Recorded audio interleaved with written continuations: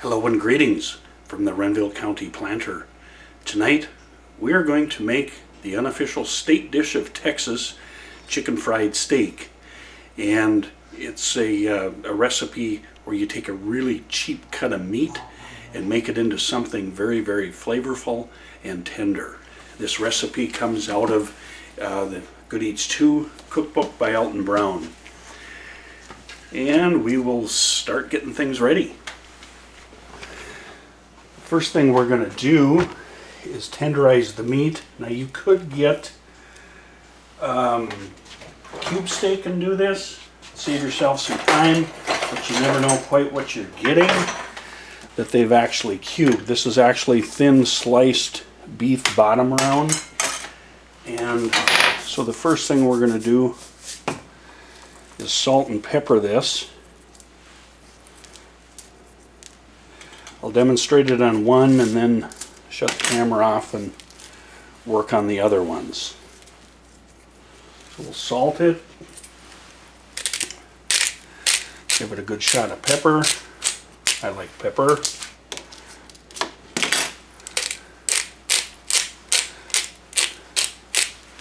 And then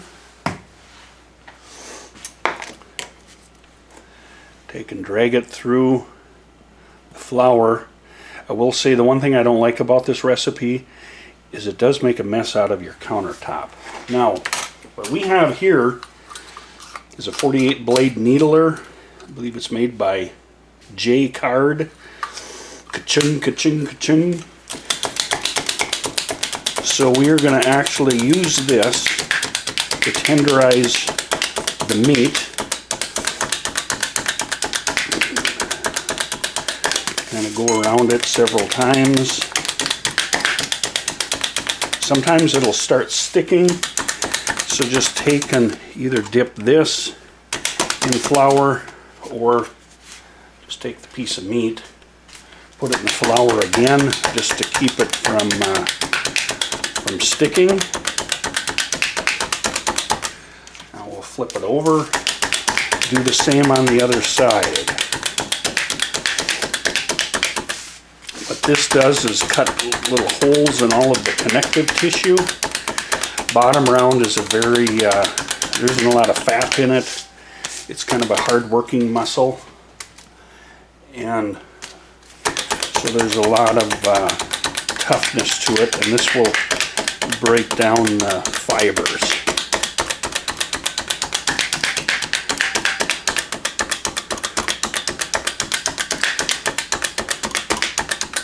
Okay, we got one done. I'll shut the camera off, get the rest of these ready to go.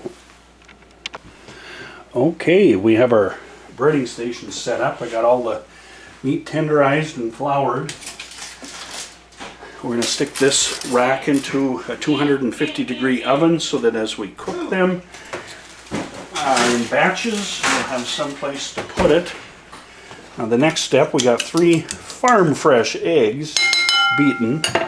So if you remember from my award-winning episode on chicken parmesan, you got 2 hands, dry hand, wet hand. So you're going to take dry hand into the flour again, into the egg, use your wet hand, and then shake a little of that off, then into your dry pan. Flick some flour up on that. And that way you hopefully avoid club hand. Okay, I'm going to put this right here onto the cooling rack. These, I'll go through and get the rest of these done. And once these are all done, you have to leave them sit for about 10 to 15 minutes and then we'll start to pan fry them. Okay, that was my wet hand. Not bad, but I ended up with club hand anyway. Nothing that won't wash off. Yeah, club hand. Okay, we are ready to fry. We're going to put about a 1/4 cup of oil in there into the pan. Now with making chicken fried steak, the last step, we're going to make a gravy. And you cannot make a decent gravy in a Teflon pan. So you want to use a non-Teflon pan.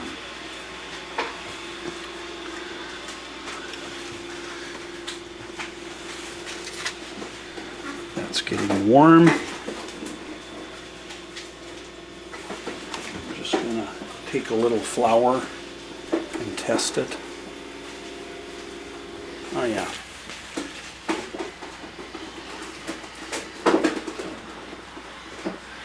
Use a paper towel to transfer them over. Now the one thing I've learned, jiggle this when you first stick it in, and that'll help keep it from immediately sticking to the bottom of the pan.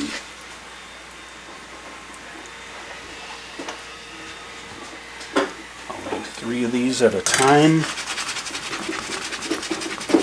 You don't want to get your heat way too hot because these things will start curling up on you.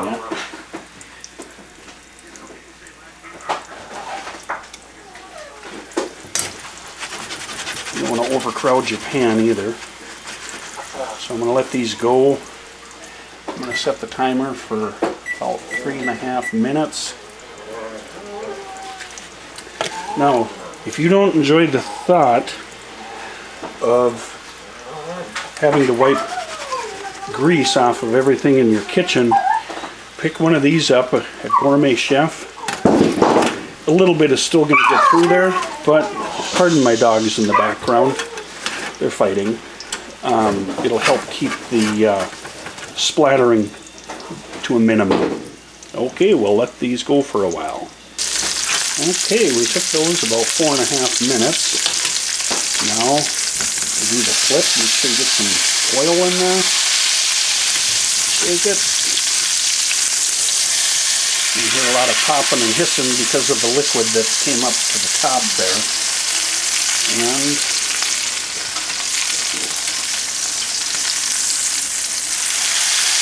flip them over. Shake the pan so they loosen up. And we'll let these go. I'm going to set the timer for 3.5 minutes and we'll check that again. The more of these you cook, the browner they're going to get. It always seems the first set doesn't get real brown. Okay, these didn't take near as long on that other side. And as you can see, they're nice and browned, almost overdone. So these are going to go down to the rack we have in a 250-degree oven.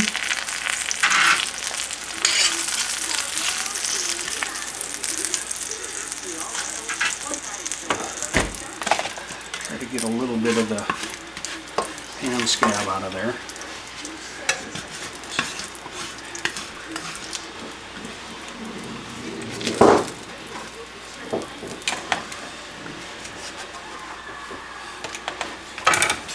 Okay, now we'll add 3 more.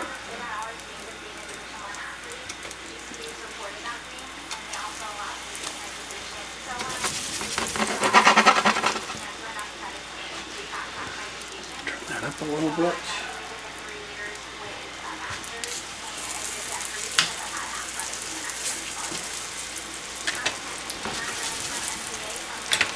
A little shake.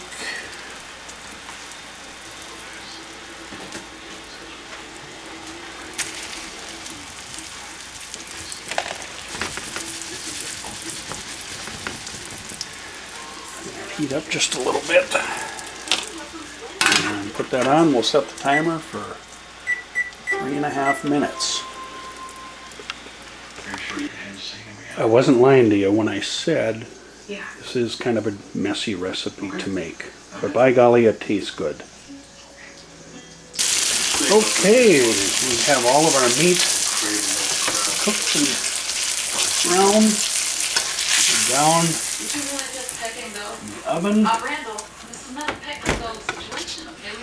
I'm going to add I shut the heat off. You see all that nasty pan scab?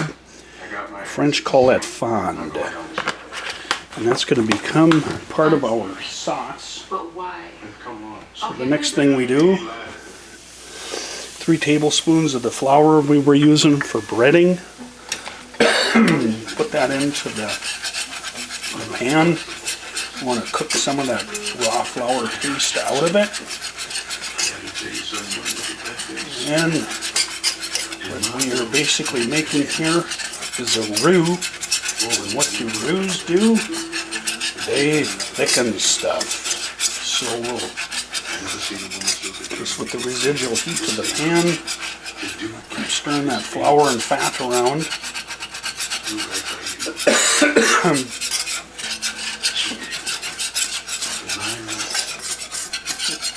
Okay.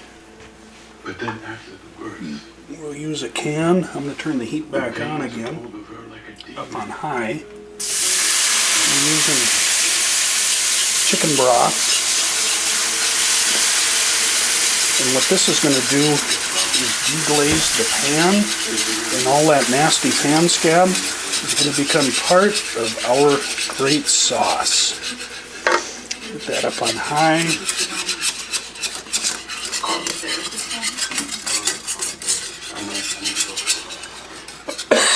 Excuse me. And to this, we will add a half cup of whole milk. And as the liquid comes to a boil, the flour, the starch in there is going to pop. And then he calls for a half teaspoon of fresh thyme. I'm using a quarter teaspoon of dried thyme. And then I'll put a bunch of pepper in here. So we'll let this come up to temperature and let it reduce into a nice, wonderful gravy. We now have this up to a boil. As you can see, the moisture is leaving the pan. In addition to the starch thickening it, the moisture leaving is also going to thicken it. And you know, as it cools, it's going to tighten up too. What you're looking for is what the French call nappe, which is coat the back of a spoon. And we're just about there. I'm going to let it reduce a little bit more. I did crank a bunch of pepper into here because I like pepper, and I can. Gotta taste it. Here we are. This is where Mark works. Or his MySpace page. This has a MySpace page? Perfect. As you can see, that's getting nice and thick.